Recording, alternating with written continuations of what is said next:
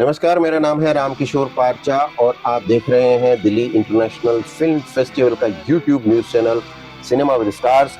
और हम हर बार की तरह मौजूद हैं इस शो में अपने भविष्य और अपने ज्योतिष आचार्य बताने और करने वाले और लोगों के साथ फिल्म इंडस्ट्री के स्टार्स का भविष्य कहाँ जाके फिट बैठेगा और कहाँ जाके वो सही और गलत होगा, उनकी ग्रह और नक्षत्रों की चाल क्या रहेगी, क्या होगा उनका आने वाला वक्त और पिछला वक्त अगर बुरा गया या अच्छा गया तो उसकी वजह क्या थी। पंडित महेश शर्मा जी, आपका बहुत स्वागत है। और इस बार पंडित जी मैं दर्शकों को भी बताना चाहूँगा कि हमने बहुत सारे ऐसे एक्टर्स के बारे में बात की है जिनको लोग जानते हैं और जानते इन्हें भी हैं, जिनके बारे में हम आज बात करने वाले हैं, लेकिन उनके जीवन और उनके फिल्मी जीवन के हम विद्रुप उन चेहरों की भी बात करेंगे जिनकी वजह से वो सफल रहे और असफल रहे। बिल्कुल ठीक पहचाना आपने, बहुत ही ट्रेजेडी किंग जिसको बोलेंगे हम, गुरुदत्त साहब, जिन्होंने कागज के फूल जैसी एक बहुत ही शानदार क्लासिक फिल्म बनाई, लेकिन वो सुपर फ्लॉप रही। बट उस फिल्म को अगर आप आज देखें तो जीवन के जो प्रतीक और बिंब उसमें दिखाई देते हैं और जिन कलाकारों को लेकर उसमें उन्होंने काम किया उसमें वहीदा रहमान सबसे प्रमुख कलाकार थी। हम उनके बारे में भी बात करेंगे, लेकिन सबसे पहले हम पंडित जी से ये पूछेंगे कि गुरुदत्त जैसा सेंसिबल एक्टर, सेंसिटिव एक्टर और सिनेमा की समझ के साथ जीवन और रिश्तों को भी समझने वाला एक्टर आखिर अपने जीवन के और करियर के उस दौर में जहां वो पीक पर थे, आत्महत्या उनको क्यों करनी पड़ी? बहुत बहुत धन्यवाद आपका। और जैसा आपने कहा, गुरुदत्त साहब एक अपने ज़माने के और उस दौर के बहुत बड़े, मैं अगर कहूँ कि लेजेंडरी हैं उस समय के, तो ये कोई गलत नहीं होगा। और लेजेंडरी भी उनके लिए बहुत छोटा शब्द है। वो अपने आप में एक महानतम थे। महानता और महानतम दोनों में फर्क होता है। एक वो महानतम थे, महानता तो वो है कि हम किसी के लिए कुछ करते हैं, लेकिन अगर मैं कहूँ कि actor, director, producer, dancer, writer, अगर वो सब कुछ थे तो वो एक तरीके के परिपूर्ण संपूर्ण सिनेमा था वो। उनका जीवन और उनका फिल्मी करियर, जिस हिसाब से उन्होंने अपना बचपन बिताया, उन्होंने अपनी पढ़ाई पूरी की उस दौर में जब इस चीज़ को लोग नहीं मानते थे, जिनका नाम थी वसंत कुमार शिव शंकर पादुकोण, साउथ इंडियन, वो साउथ इंडियन थे। और उनका जन्म जो है वो बेंगलोर में हुआ। बॉलीवुड में आके उनको नाम गुरुदत्त दिया गया, जो ठीक भी था उनके लिए, क्योंकि वो हर चीज में महानतम थे, गुरु थे। तो इसलिए गुरुदत्त नाम अगर उनको मिला तो मैं कहता हूँ कि उनके अपने चरित्र के ऊपर और अपनी प्रेस्टीज के ऊपर उनको नाम मिला। जो ब्लैक एंड व्हाइट सिनेमा था जो 50 और 60 के दशक का, उसमें सिनेमा को एक नई भाषा और परिभाषा देने के लिए जो उन्होंने काम किया, उसके मुकाबले अगर हम देखें तो हमारी इंडस्ट्री में सिर्फ एक ही नाम ऐसा है, किशोर कुमार साहब, जिन पर हम अगले एपिसोड में बात करेंगे। उनके अलावा कोई उनकी बराबरी नहीं करता है और कई मामलों में किशोर उनसे कहीं बहुत आगे थे किशोर का। लेकिन एक चीज जो मैं बार बार मुझे एक तरह से जैसे मैं कहूँ कि परेशान करती है पंडित जी, वो ये कि गुरुदत्त जो थे, उनकी ग्रह दशा, उनके नक्षत्र और उनका जो भाग्य चक्र था, उसके चलते उन्होंने बहुत नाम कमाया, पैसा कमाया, सम्मान कमाया, सब कुछ था। लेकिन ऐसा कौन सा ग्रह हावी रहता है जब सब कुछ होते हुए भी आप यू कमिटेड सुसाइड? बिल्कुल आपकी बात सच है, ये कमिटेड सुसाइड ही है।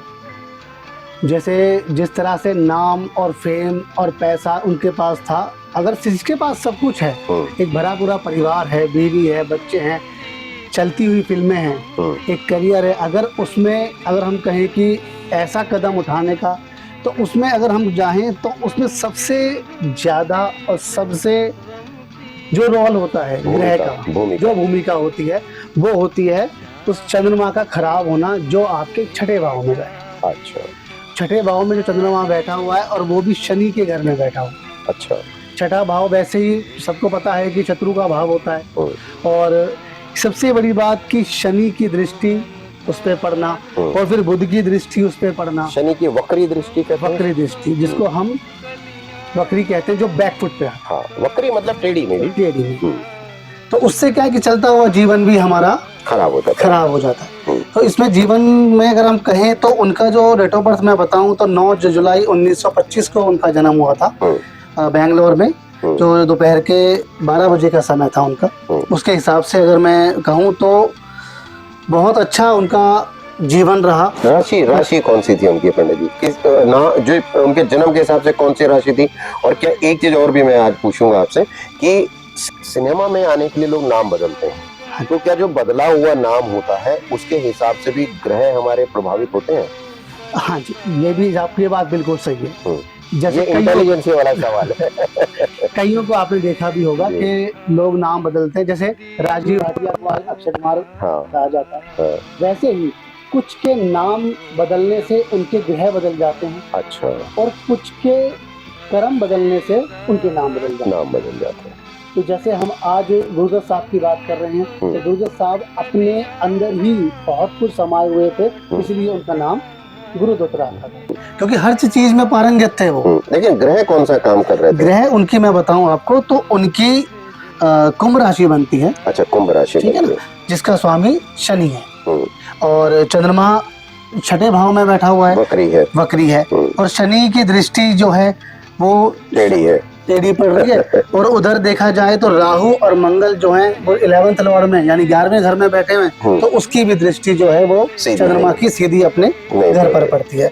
तो उससे अगर हम देखा जाए, फिर दूसरी बात कि जब केतु पहले आ जाए और चंद्रमा बाद में आता है, तो सबसे बड़ा, अगर मैं इस दुर्घटना को ना कहते हुए, अगर जैसे आपने कहा कि उन्होंने कमिटेड सुसाइड किया, तो कमिटेड सुसाइड करने का सबसे बड़ा कारण है वो है डिप्रेशन। और डिप्रेशन चंद्रमा का ही होता है। क्यों? क्योंकि चंद्रमा मन का कारण है। लेकिन पंडित जी, यहाँ मैं एक चीज आपको रोकना चाह रहा हूँ। देखिए, डिप्रेशन, अवसाद, क्रोध, प्रेम, ये जीवन के वो रूप है जो जिनकी वजह कुछ ना कुछ होती है।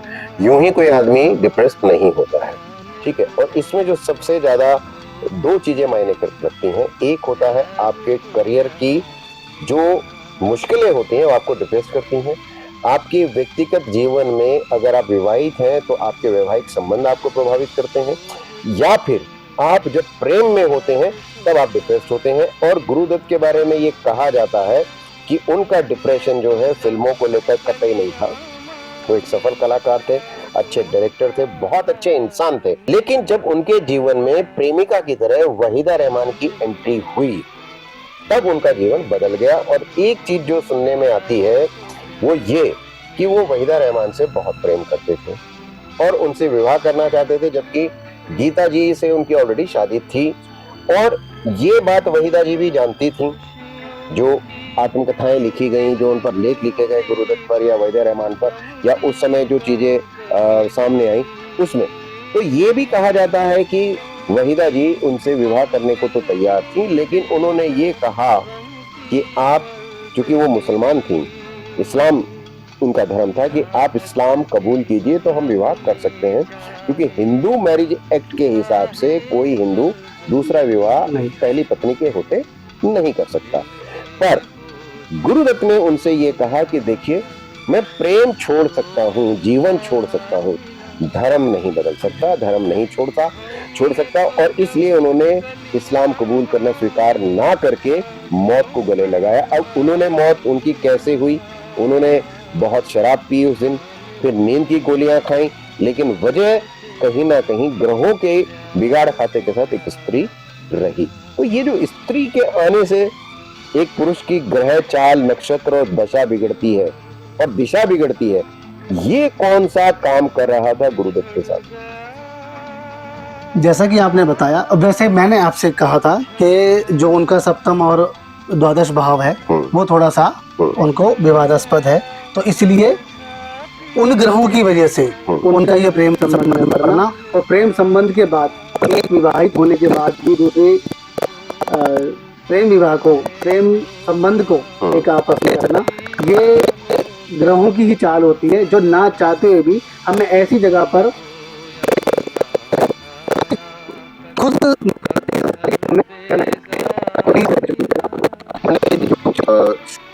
या जो सूर्य है अगर ये प्रबल हो तो, क्योंकि देखिए एक कलाकार होने के नाते कलाकार भी वही होगा जिनके शुक्र, सूर्य और बृहस्पति जो है मजबूत होंगे। चंद्रमा और सूर्य उनका किसी भी ग्रह में बैठ करके किसी रचनात्मकता को बल देना, ये किसी के लिए बहुत जरूरी होता है।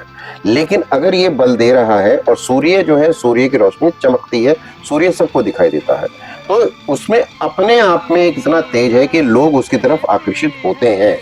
तो ये ग्रहों की वजह से होता है कि उसमें जो रोशनी है उसको देखकर लोग उस रोशनी में चलना चाहते हैं। लेकिन कई बार जो हम बात कर रहे हैं, जैसे गुरुदत्त हुए, जैसे किशोर कुमार हुए, ये लोग जो हैं ये उस रोशनी के पीछे चलते हैं, जिसे ये ग्रहों की रोशनी ना मान के जीवन की रोशनी भी मानते हैं। पर एक चीज मुझे आज तक ये समझ में नहीं आई कि उस घटना के बाद वहीदा जी ने शादी तो फिर भी हिंदू धर्म वाले एक व्यक्ति से की। तो अगर ये उस वक्त ही इस चीज को समझ लेती तो आज एक लेजेंडरी एक्टर जो है उस मौत ना मरता, ऐसा लोग कहते हैं। तो आप कितने सहमत हैं? क्या इसमें कोई ग्रह ऐसा था जो उनको बचा सकता था, या वहीदा रहमान का कोई ग्रह उल्टा पड़ा हुआ था जिन्होंने उसको उस वक्त बुद्धि नहीं दी? ये आपका प्रश्न बहुत अच्छा है। ये वहीदा जी के बारे में जब हम कभी बात करेंगे, ये आकलन भी अच्छा है, तब हम इस बारे में बात कर सकते हैं। बट अभी मैं अगर कहूँ इस बात के लिए कि जैसे मैंने बताया कि उनका शनि का वक्री होना, चंद्रमा की दृष्टि में उनका रहना, वो उनको डिप्रेशन का शिकार होना, ये उनके ग्रहों का था। इसमें वहीदा जी का ग्रह हम अभी सम्मिलित नहीं कर सकते। वो इसलिए नहीं कर सकते कि अभी जो कुंडली हमारे सामने है वो गुरुदत्त साहब की है, और उसमें उनकी जो पहली शादी हुई उसमें भी 10 साल बाद उनका जो है आपसी संबंध खराब होना शुरू हो गया था। कोई ऐसा नहीं है कि वहीदा जी के आने के बाद ही ऐसा कुछ हुआ, पर धीरे धीरे जब दशाएं बदलती है, जैसे मैं बताऊं आपको कि शनि की महादशा चल रही थी 1959 से लेकर 1978 तक, तब इनके बीच में काफी झगड़े आपस में हुए। गीता दत्त और गीता जी तो खुद कलाकार थी और खुद बहुत अच्छी इंसान भी थी, लेकिन ये भी ग्रहों की चाल है, और या फिर कुछ ऐसा है जिसकी वजह से चीजें बिगड़ जाती हैं? बिल्कुल सच है। आप कितना ही आप इसको हम कितना ही संभल के चलें, लेकिन जो कुंडली में लिखा है, जो ग्रहों का चक्र है, जो ग्रहों की चाल है, उससे आप बच नहीं सकते। पंडित जी एक चीज बताइए कि इस वक्त, पिछले दिनों सुशांत ने आत्महत्या की थी, तो इस वक्त इंडस्ट्री में ऐसा कौन सा त्रिकोणीय प्रेम संबंध वाला एक्टर एक्ट्रेस है जिनकी वजह से हम गुरुदत्त को याद कर सकते हैं? आपको दिखाई देता है कोई? इसमें बहुत सारे हैं, हम उन पे बात भी कर चुके हैं पहले। जैसे अभी बच्चन साहब और रेखा जी हैं, धर्मेंद्र जी, हेमा मालिनी है, अजय देवगन और तब्बू हैं। तो ऐसे तो बहुत हैं कि अभी भी वो अपने प्यार के लिए जी रहे हैं और उन्होंने अभी तक अपना घर नहीं बसाया, लेकिन डिप्रेशन के शिकार तो नहीं हुए कम से कम। वो उसके लिए भी मैं आपको बताता हूँ कि जो शनि की दशा के बाद जो बुध की दशा आई, मैं जैसे बताया कि बुध 11वें घर का स्वामी है, लेकिन जब बुध क्या है, वाणी का कारक है, कि वाणी का कारक होने के साथ साथ जब वो शुक्र के साथ बैठ जाएगा तो वो आपको गलत रास्तों पर ले जाएगा, अल्कोहलिक कर देगा या और किसी नशे में डाल देगा। तो वही ऐसा ग्रह है जो आपको तामसिकता भी देता है और आपको आगे के लिए या अपने आप को, जीवन को खत्म करने के लिए प्रेरित भी, मतलब आपका रास्ता बदल देता है। तो आपने थोड़ा सा गौर किया है कि पंडित जी जो कह रहे हैं कि अगर आपके ग्रह घूम के सही रास्ते पर भी जाना चाह रहे हो, लेकिन अगर साथ वाले के ग्रह थोड़े से टेढ़े हो तो आपके ग्रह तामसिक हो सकते हैं, बिल्कुल कामुक हो सकते हैं। और जो ग्रह पंडित जी ने बताया, शुक्र, शनि, सूर्य, मंगल, अगर ये मजबूत और प्रबल हो तो आप कलाकार तो होंगे ही, ये तो एक अलग बात है, लेकिन जो विवाद आपकी जिंदगी में जुड़ते हैं वो भी होंगे ही, आपके साथ ये चलेंगे। तय है, ये साथ साथ चलते हैं। बिल्कुल। तो आप इन विवादों से बचने की कोशिश करें और देखते रहें, सब्सक्राइब करें, लाइक करें और शेयर भी करें हमारा चैनल सिनेमा विद स्टार। और अगली बार हम फिर किसी एक स्टार के बारे में बात करेंगे, उसके सितारों के बारे में आपको बताएंगे। तब तक के लिए नमस्कार, अपना ध्यान रखिए।